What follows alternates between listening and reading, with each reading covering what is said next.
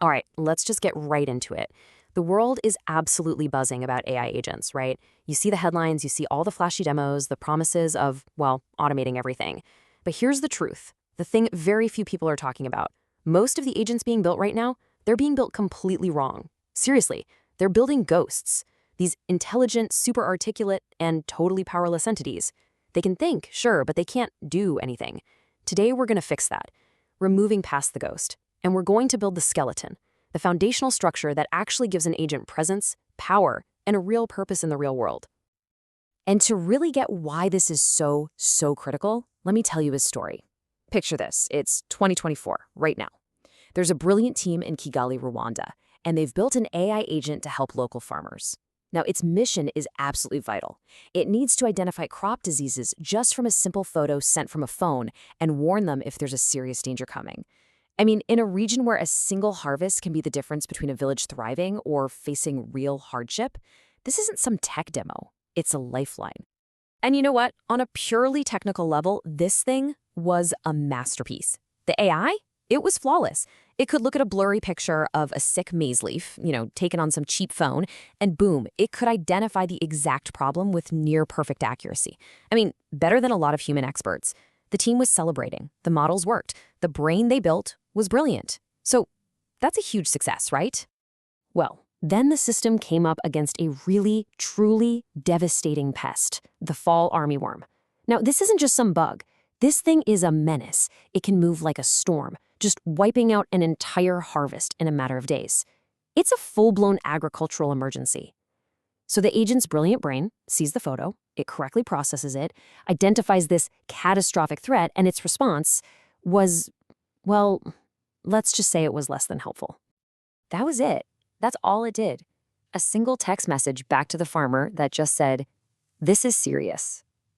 I mean, come on. It couldn't send an automated SMS with urgent instructions. It couldn't ping a regional expert to get help on the way. It couldn't even recommend a specific available treatment. All it did was state the obvious. It was like a passenger on the Titanic saying, "Hey, the floor is getting a little damp." It left the farmer with a crisis, a confirmation of their worst fear, and absolutely no solution. The agent failed. And this wasn't a technical failure. It was a complete failure of purpose. So, the big question is, what went wrong here? And this is the core of everything we're talking about today. The team in Kigali, they had poured all their time and energy into building this incredibly powerful brain, this impressive thinking machine. But they forgot to give it a body. It was basically a brain in a jar. It had no hands to actually do something in the world, no memory to learn from what was happening, and no tools to interact with the very people it was supposed to serve. It was all intellect with zero agency. Look, this isn't just some abstract theory. This is the fundamental architecture, the skeleton that every single effective agent has to have if it's going to stand up, act, and actually serve its purpose. So today, I'm going to reveal phase 2 of our 10-phase journey to Master Agentic AI, learning the core components of an agent. And let me be clear, mastering this is the single most important step you can take to go from building cool demos to creating tools that are absolutely indispensable. My name is Marcel Masaga. I'm an AI engineer and a fractional CTO. And for over 20 years, my work, from clinics in East Africa to award-winning startups, has really focused on one single question. How do we build AI that doesn't just work, but that truly matters? Welcome to The Global AI Engineer, the place where we cut through all the hype to help you build wiser in this age of AI. At my company, SIHA AI, we have a rule. It's a simple one. We don't let our engineers touch a single line of code for a new agent project until they can walk up to a whiteboard and draw, completely from memory, the 5 core components and show how they all connect. Because if you can't map the skeleton, you have no business trying to build the body. Without this fundamental blueprint, you're not building on solid rock. You're building on sand. And the first real-world storm that comes along is just going to wash it all away. So let's map out that skeleton together, right now. Okay, get this. Every single real functional agent, and I mean no exceptions, is built from 5 non-negotiable components. Not 4, not 6, 5. It's kind of like building a car, right? You need an engine, you need a chassis, wheels, a steering system, and you need a fuel source. If you leave even one of those out, you don't just have a slower car, you have a completely useless sculpture of a car. It's the same here.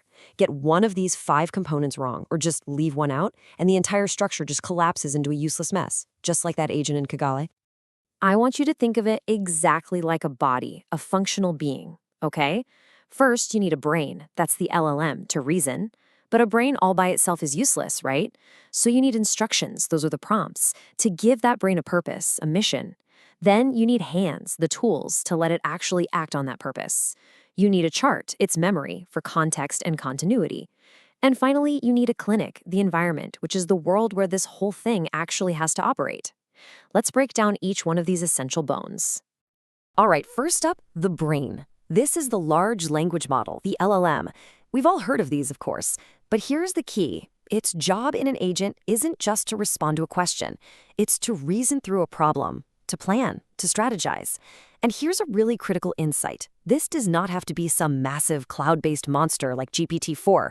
For instance, in Kakamega, we use a tiny 180 megabyte language model. We call it a small language model, or SLM, that runs completely offline on cheap Android phones. Why? Because the right brain isn't always the biggest one. It's the one that fits the environment. An offline model means a health worker can use it in a village with zero internet, get instant responses, and not have to send sensitive patient data up to the cloud. It's a perfect fit. Okay, next up, the instructions, or what we call prompts. Now, this is maybe the most misunderstood piece of the whole puzzle.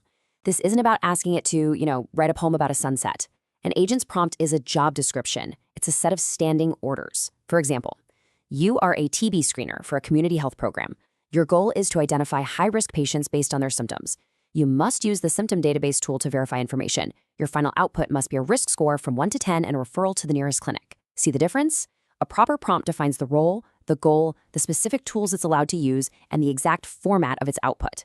It's what turns a generalist brain into a focused specialist.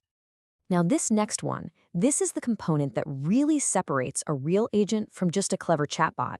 We're talking about the hands, or tools. These are the instruments that let the agent actually do things in the real world. Now, technically, they're often called APIs. You can just think of them as digital bridges that let your agent connect to other software and services. These bridges are what allow it to send an SMS, check a doctor's calendar, look up lab results in a database, or process a payment. Without tools, an agent has zero power. It's trapped inside the computer. It's all talk and no action. Remember our agent in Kigali? It had a brilliant brain, but it had no hands. The fourth bone in our skeleton is the chart, its memory. And this is so critical for building trust and just being efficient. Without memory, every single interaction starts from scratch, from zero. I mean, imagine going to a doctor who doesn't remember you from one visit to the next. You'd never trust them, right? It's exactly the same for an agent. You have short-term memory, which holds the context of the current conversation. And you have long-term memory, which stores past interactions, patient history, user preferences, you name it. In Malawi, our agent can say, "Hello again. I see that last month you asked about malaria symptoms. Now you're reporting a persistent cough. This could be related to TB." That level of personalization, that continuity, is only possible with a good memory system. It's what transforms an interaction from just a transaction into a real relationship. And finally, and this might be the most overlooked component of all, we have the clinic. This is the environment where the agent actually has to live and operate.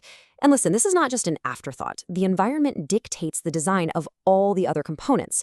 It includes the hardware, like a cheap Android phone or a tiny Raspberry Pi. It includes the network conditions. Is it always online or mostly offline? And it includes the user's actual context. In Turkana, for one of our projects, the target environment is a $50 phone with no reliable internet and just 2 gigs of RAM. Now, if you go and design an agent that needs a constant 5G connection and 16 gigs of RAM, your agent is dead on arrival. The environment defines what is even possible. Okay, so here's the crucial point. You take away any one of those 5 bones, and your agent just collapses.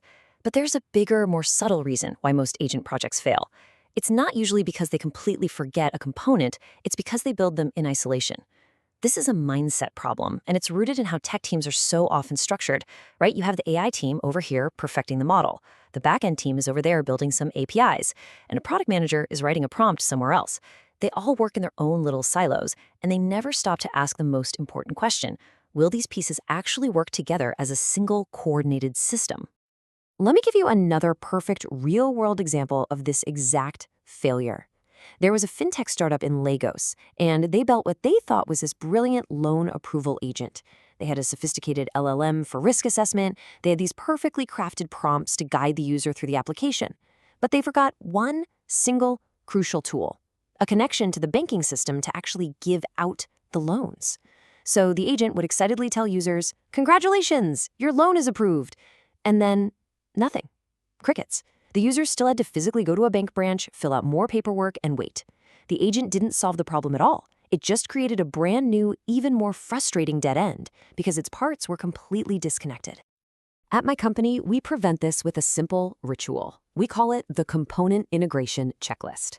Before we ship any new feature, the entire team gets together and we ask these questions out loud. Can the brain actually use its hands? Is the LLM properly wired up to use the tools we built?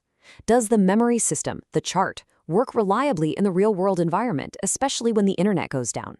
And do the instructions in the prompt actually reference tools that are built, deployed, and working? It sounds so simple, right? But this checklist forces everyone to see the agent not as a collection of cool parts, but as a single, unified, coordinated system. And thinking this way, it leads to a really fundamental shift in design philosophy. You see, in Silicon Valley, the default mindset is to choose components that are built for infinite scale.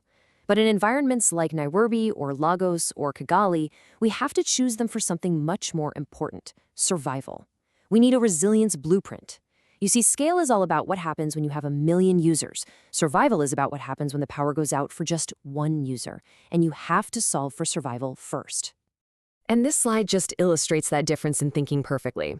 The Valley might default to a huge model like GPT-4 running in the cloud. We, on the other hand, often choose a distilled, small model that runs completely offline. They might integrate with the latest, greatest WhatsApp Business API. We build for low-tech, high-impact tools like basic SMS and USSD. That's that simple text menu you use to check your phone balance, because it works on any phone, no smartphone or data plan needed.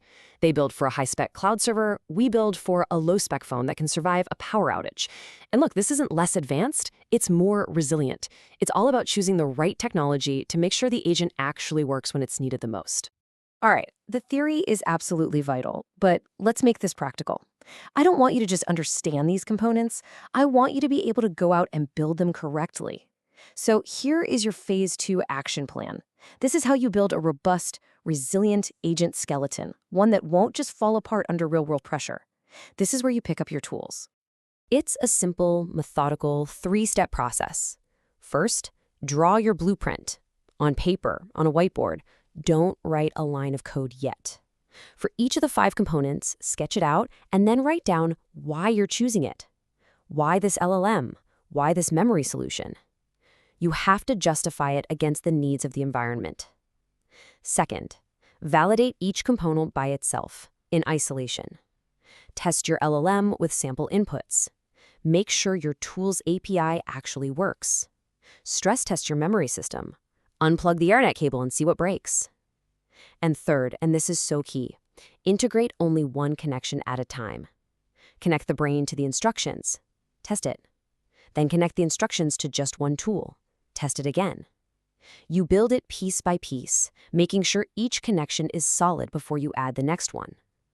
An agent that can't coordinate its parts is just a house full of beautiful rooms with no doors.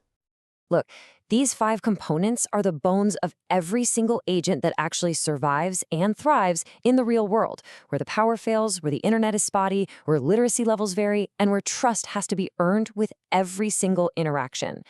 We often don't have the luxury of infinite computing power or perfect connectivity, so we're forced to build lean, coordinated, resilient systems. So I'm challenging every engineer, every founder, every builder watching this right now, do not skip this foundational step. Don't skip phase 2. Take the time to master the skeleton, because the most powerful AI, the AI that is actually going to change lives, it isn't the flashiest one. It's the most complete one. So if this blueprint was valuable to you, I want to invite you to join this community of builders. Go ahead and subscribe to continue the journey with us, because next week we are diving deep into phase 3, prompting for agents, where we're going to really break down how to craft the instructions that give an agent its true purpose. And hey, if you're ready to redefine your own role in this field, go watch my previous explainer, Stop Calling Yourself a Prompt Engineer. It's already changing the conversation. I'm Marcel Masaga. Thank you for being a part of the global AI engineer.